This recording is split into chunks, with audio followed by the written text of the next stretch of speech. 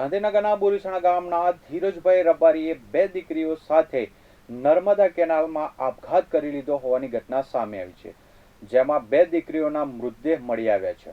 ગાંધીનગર જિલ્લામાં બોરીસણા ગામના ધીરજભાઈ ભલાભાઈ રબારી ગઈકાલે સવારે પોતાની બે દીકરીઓના આધાર કાર્ડ કઢાવવાનું કહીને ઘરેથી ગાડી લઈને નીકળ્યા હતા.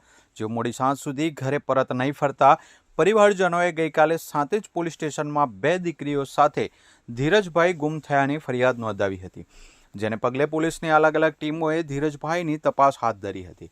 ત્યારે આજે સવારે બંને દીકરીઓની લાશ કલોલ તાલુકા પોલીસ મથકની હદ વિસ્તારની મુખ્ય કેનાલમાંથી મળી આવતા રબારી સમાજમાં શોકનું મોજું ફરી વળ્યું છે.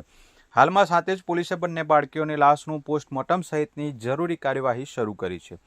પ્રાથમિક વિગતો મુજબ ધીરજભાઈ સુખી સંપન્ન પરિવાર ધરાવે છે, જેઓને કલોલના વડસર ઉપરાંત અન્ય બે સ્થળોએ પેટ્રોલ પંપ પણ હોવાનું સામે આવ્યું છે.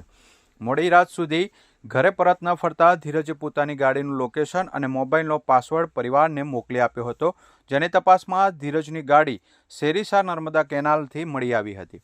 જેને પગલે તરવૈયા અને ફાયર બ્રિગેડ દ્વારા કેનાલમાં શોધખોળ શરૂ કરવામાં આવી હતી, પરંતુ ત્રણેયની ક્યાંય ભાળ મળી ન હતી.